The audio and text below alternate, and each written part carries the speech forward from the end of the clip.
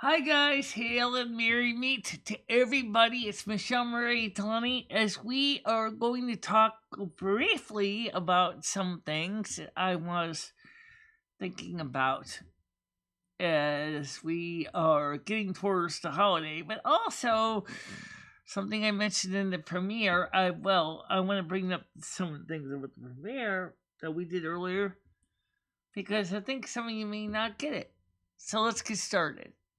Number one, I mentioned that I originally am a reformed void shadow priest, and the reason why I gave up on the shadow priest role was that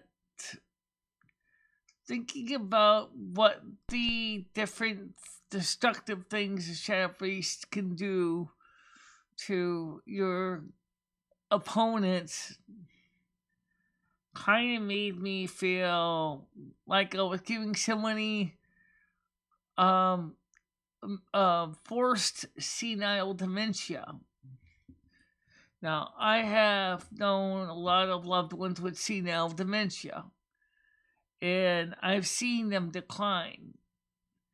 But for me, I can never visualize me deliberately doing that to somebody else, even as an offensive weapon. And so when I began to think of what of a shadow priest does, it seemed to be so different than the way I am in real life. Which is this. Ladies and gentlemen, I am the kind of person that would go out there and do on a rescue mission if I could, physically. I would be the kind of person, for example, that you probably would come to in the confessional and ask for absolution and ask for forgiveness. I would be the one, which I know in the Catholic Church will never be, and I will not disagree with the reasons the Catholics feel this way because I am Catholic. But the fact is that if I was an Episcopal priest or priestess, I could see myself serving the body and blood of Christ in communion easily, or reading the gospel, or doing a homily in the church, which is completely different from what a shadow priest does. I have no idea what a shadow priest would be like for a church service, but somehow forgiveness isn't probably a main strength of their homilies. I could see a shadow priest and be one and saying, "You need to seek revenge." Really? Are you sure about that? Revenge?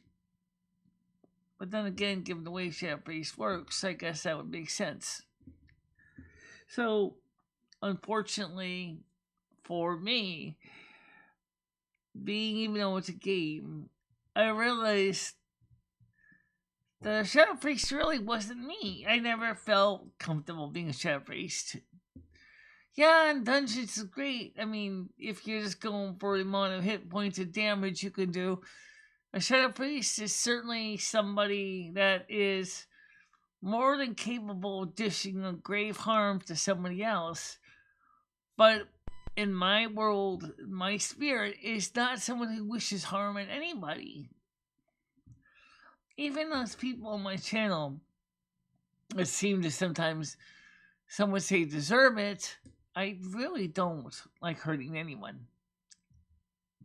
So, about a year or 2 years ago, I realized that a shadow priest was just not me. I couldn't stomach doing it anymore. And so I changed to a reformed discipline priest. That is a former shadow priest that realized that while you still want to have some of the tools in your quiver as needed, it's not going to be your main focus. There's nothing wrong with being a holy priest either, but I found out this discipline priest is kind of good because you got some of the features of both. You can do good to people, you can heal them, and I could just visualize they're like the chaplain in the military that, in one sense, does church services, but also, when in the foxhole fighting among the troop buddies, they still have to go ahead and fire some rounds of ammunition at the enemy. Okay, the way for me, my conscience was clean because I've realized that I could still be good and still do bad if needed. Now, talk about games a lot, and I want to bring up one thing. Why do I play World of Warcraft? It's clearly not to level up to level 60 or whatever. I play the game because I enjoy walking around in the game and exploring the world around me. And for me, the gameplay is more of let's see where this goes. Let's see where this goes. Of course, I'm still carrying weapons. Of course, I'm still going to carry spells, as I know that in some places in the game, there's a good chance I'm going to run into Charlie, and Charlie is going to want to see me dead. That's just the nature of World of Warcraft. So, therefore, yes, you have to level up, but it's not like a thirst for revenge or justice because it don't drive me. Okay? Over the years, I've also have fallen in love with the druid, and I want to talk about that. The druid. Here's a person that's a little bit of everything. He can heal like a priest. He has cat form, bear form, so he can tank. He can do ranged attacks. But as the druid I play, I really don't get into the just doing major damage. It's more like a balanced druid, kind of like a disciplined priest. You're a little bit of both, you know. You can still do harm, you can still do good. You heal your friends, you keep them strong as a druid. And also, you're working with nature. I happen to like nature. Nature is a major part of my life, even though you may not think about it. After all, I'm the North American snow queen. So for me, working with the elements of water, air, earth, fire in the form of temperature, and spirit is very much that of a druid in the traditional earth druid tradition. That is, you're still using the five elementals to do great things, and because of that reason that you want to be in harmony with nature. Okay? And it still kind of ties in being a disciplined priestess also because you're still wanting to do good for for your friends and your family and the game, and likewise, as a balanced druid, you're trying to also be balanced as well. Trying to find a way to combine the best of skills together. And so, people ask me which characters I would rather play more often than not. That's really kind of a toss up between a balanced druid and being a disciplined priestess. I love both, and I really would like to play a blood elf disciplined priestess, which unfortunately is no problem. But if you want to be a blood elf druid, balanced, feral, or otherwise, you can't be, because there is no druid form in blood elf. Now, I know the story about the fact is that the blood elves are addicted to magic and that they are truly driven by using the arcane to get things done. And yet, the one thing that no one really thinks about is the druid, in a way, uses magic too. He's just using the magic of the natural world, like entangling roots, moonlight, lightning bolts, things like this. He's using natural magic instead of using some kinds of arcane magic. So, yes, a balanced druid can still be said to be using magic. Okay? It's just a slightly different form.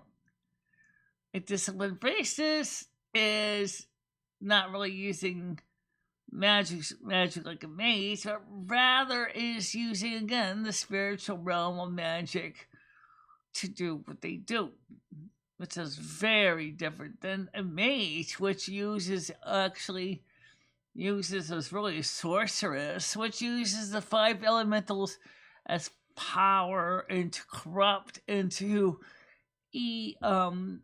make an event happen using the five elementals of earth, air, fire, water, and spirit. Whereas both a druid and a priest tend to use different forms more on focus on that, whereas a priest is using spirit, the druid is using earth more than not. I'm sure there might be another kind of a druid somewhere that uses water. I'm sure the nymph comes to mind. Or there might be one that uses fire, like a pyro. But in this case, we're going to keep it simple, okay? So what I wanted to say was, and there was another singer that did a song about this. Why can't blood elves be druids? And I have to agree with what she was singing. It's 11 years old. Why can't they be druids? After all, the night elves now have allowed mages. I have been a night elf mage in TVC, and I have found that night elf mages is just an interesting extension, because, as I said, mages are using arcane, and originally after Queen Ashara, they weren't actually welcoming the whole idea of a night elf being a mage because of the damage Queen Ashara had done. So why can't you have a blood elf druid? Because after all, maybe there are some people of the Blood Elf Society that really have a calling to be a druid, and that really should be a thing. I know. Somebody's gonna say, oh, that's gonna mess up the class balance, yada, yada, yada, yada. Well, look at it this way. Blizzard has already kind of upset the apple cart enough already, right? I mean, in a sense, you get a lot of things that they've done in the game that change the balance, and it doesn't seem to make much sense anymore to worry about the class balance. In fact, you realize that one of the things that finally gave the Horde a saving grace, as far as I'm concerned, is the fact that you can now be a blood elf. A blood elf is a human-like existence without, of course, being human. And now, according to Doron, they also want to have Horde humans as well. Okay? And you also have Alliance and Horde Pandaren. And let's just be honest. I don't think Blizzard really is so much concerned necessarily about keeping the game true as it was in 2004 when it first came out. In some ways, it kind of does need to evolve. Because if you don't evolve the game, it's going to lose the player base. Okay? It's just going to go right out the window. So, Blizzard, you keep telling us, and Bellular keeps saying this, Doron keeps saying this, and now MicheleMarieDalene is going to say this. Would you please give us some Blood Elf Druids? I've really been wanting for a long time to be able to do a Druid. And I also maybe loved when they have the option of being a dual spec. It's funny because in my book, Michelle Marie, my character, which is played by the character Toproba, is actually triple spec. She's a frost mage because she's a North American Snow Queen. She's also a warrior because she enjoys using a sword and mace and dagger and shield. And she's also is a druid, but she couldn't get druid training from the people in Cathalas, and so she ended up having to go to the Tauren to learn how to be a druid. Let me just say this. Blizzard, I love the game, but there was a couple things out of the game I'm going to address I also don't like. One of them is not even game specific. It's the interface. After you watch the replay of the premiere from today, you will see that these have these big honking quests with a big exclamation point in a circle. Pop! Right there. 3 lines tall. They're both major quests. I get it. But do you have to be so obnoxious about this?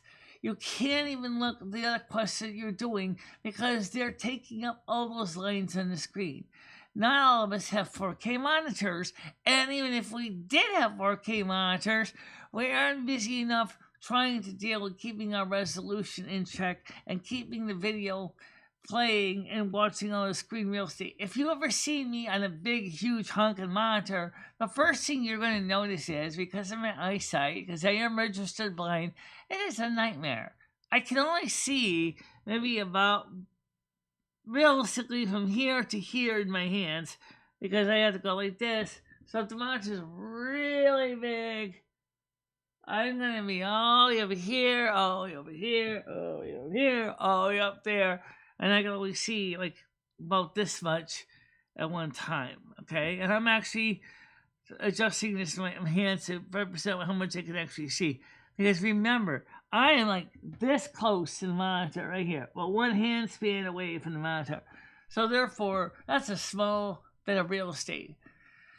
And so because of that reason, you have to remember that not everybody is going to either A, have great vision, B, if they do, they're probably not necessarily going to have the biggest monitor in the world, or even if they do, they probably are, depending on the situation. Of course, if they're a gamer like Linus Tech Tips and his Linus Sebastian, his huge 4K, 8K monitors, and big fancy computer setups, we're using the top of the line NVIDIA or AMD video cards, fantastic, congratulations, I'll give you silver. But the truth of the matter is that people on a fixed income or are legally blind with hearing loss and other things only can do so much, and therefore we need to be able to make the screen the way we want. And I'm sorry to say, Blizzard, as much as you like those big important quests for those big circles that stand out like and bold sore thumbs,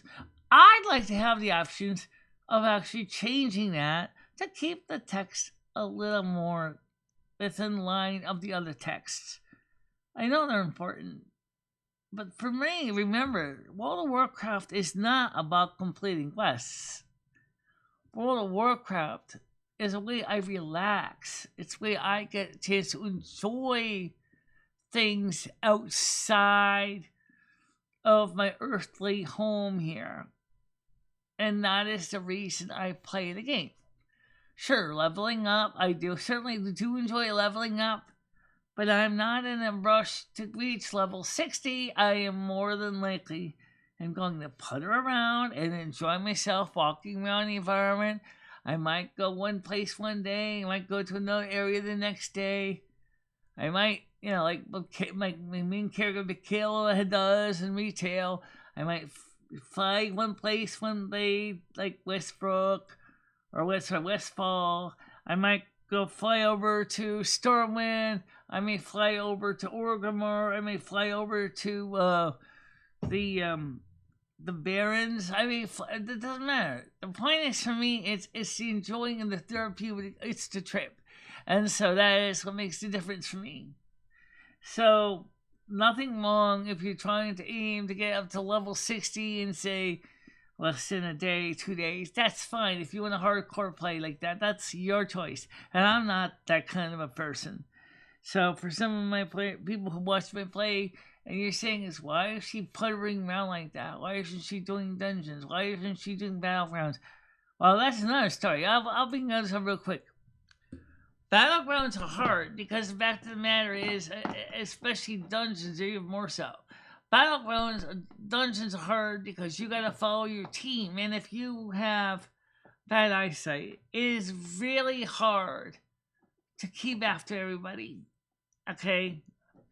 And for me, dungeons are not necessarily fun.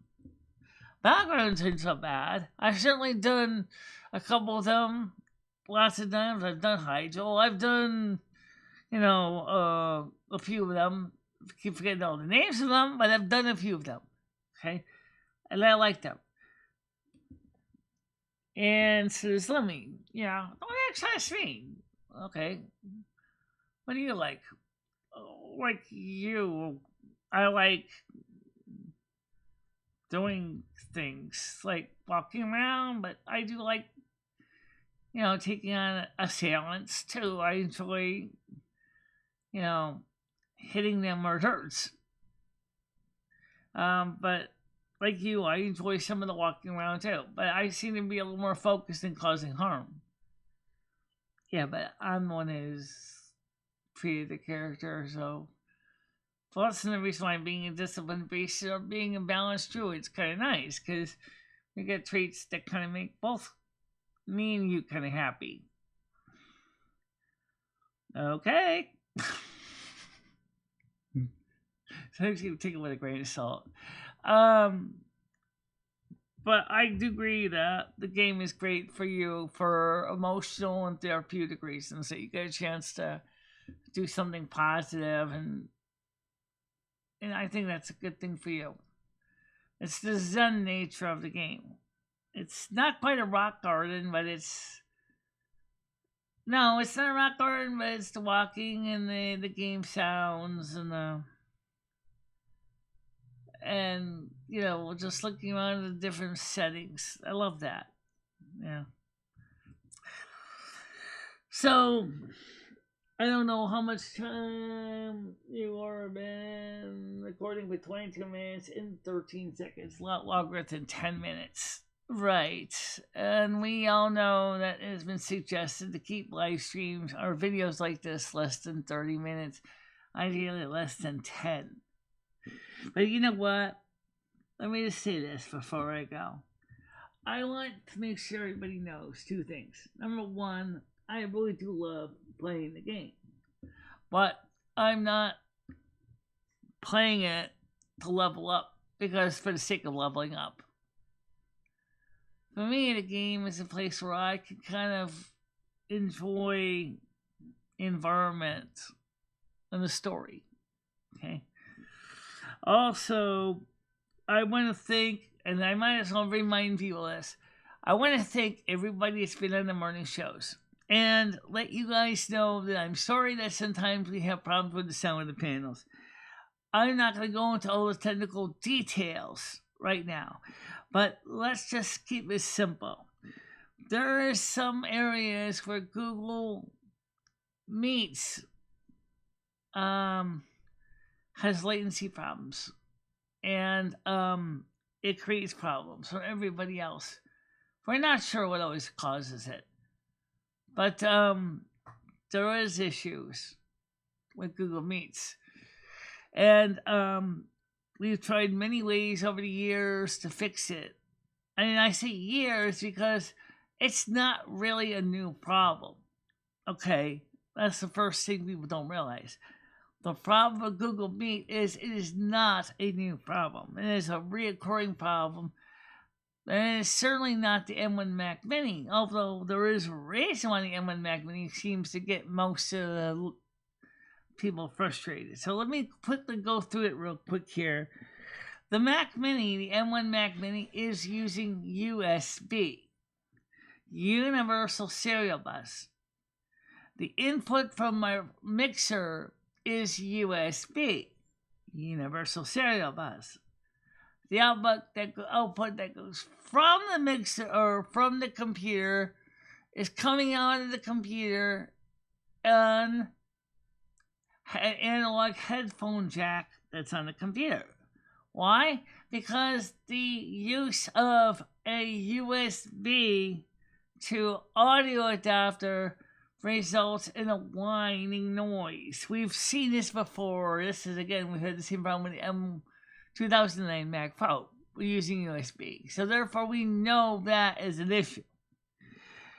However, the sad truth is, for the input, because we want to do our shows in stereo, the only way we can get input in stereo to the computer is using our Behringer Q1202 USB output, which results in a little bit of that mosquito sound upon when you're taking input in from the headphone jack. It's not as bad, but if you had been using it with the external dongles that we use, the mosquito is really noticeable.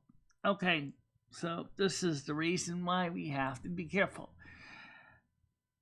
It may be solvable if we use something like a docking station that gives bidirectional USB input, stereo, and bidirectional USB output in stereo. But unfortunately, we don't have that, so we have to make do with what we have. So if anybody is interested in making that a thing, contact me, okay? They are cheaper ones. If you want to get the dedicated Mac Mini versions, they're gonna cost you more money, okay? But it needs to be doing stereo line in, and it has to do stereo line out. The dongles I have are stereo line out, but they're mono line in, which means, guess what? You are not going to be getting stereo, and that means for our music programs, that means no stereo, no beautiful album separation of music, nothing, okay? For me, that is more than unacceptable to find out that I will not have access to a feature that I find so useful. Well, anyway, that's that. I just wanted to make sure you knew what was going on and how I feel about everything, and that you understand why the World of Warcraft is special to me, but it's not for the traditional reasons that everybody else is. Also, with the fact is on Wednesday night, as has happened many times, we can't seem to get the players group together because everybody's scattered all over the playing field. Some of us are higher levels than others, and we all kind of want to go in our own different ways as we level up. It's not really a very close group, but that doesn't mean it's a bad thing. But it does mean that, people are clearly playing at different levels and they're trying to level up. And that kind of frustrates everybody because when we try to come together, where are you? Well, I'm in Darnassus, I'm in Moonbrook, where are you? I'm in Duskwood, where are you? I'm in the Ellen Forest, or I'm in Northshire. It would be nice if everybody was at the same level, but the truth is, none of us are. And we also have to deal with the real world schedules and events and things like that, which kind of makes it hard too. So we're going to try to keep our Wednesday night schedules, but there'll be days when it's going to be me, Lumi, Red, me, Lumi, Red, Human Body, me, Red, and Lumi may play, may not play. Depends. Sometimes you don't want to play. Don't scoff at me. But the point is, you get the idea. So the point is, we're going to try to have a consistency of the gameplay at 8 o'clock at night on Wednesdays, but we need to kind of come up with a way to get everybody on the same page. So, but that's what I wanted to get at. But for now, thank you very much for watching. Oh, we want to talk quickly, what is 640 by 360? Yeah, okay. Why 640 by 360? Well, for one thing, we have a problem. That is we're not having a consistent internet connection. Never mind the blinking green screen over there. It's another whole different story, is that the green screen is not consistent. I think the tree is confusing it, and I need to tweak the adjustments a bit more. But we can fix it a bit.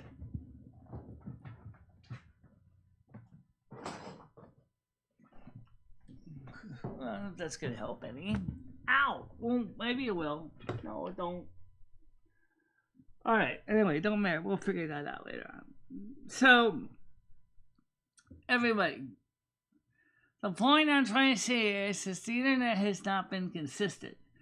We don't know if it's Restream IO. We don't know what it is. We know that when we switch over to Dallas on our VPN, it does better. If we stay over in New York, not so much. That's sort of where the problem starts. So we need MSTs here, by the way. Come on. Alright, I'll do a little. Oh, big cat. So, everybody wonders what this cat's been. Rusty's been around, laying on the bed with me at night. So, that's where he's been. And, so we're gonna try to figure that out. And we're gonna figure out this green screen thing. Because, seriously, I don't know what causes that, but I really would like to fix this. Unfortunately, she's getting us claws in my clothes. But anyway, that's a whole nother story. So for now, everybody, I'll see you Sunday night, 7 o'clock through 10 o'clock on Silvermoon Radio, AM 1610 on Kick. Until that time, stay out of trouble. Okay? Bye-bye. Bye-bye, guys. Yeah.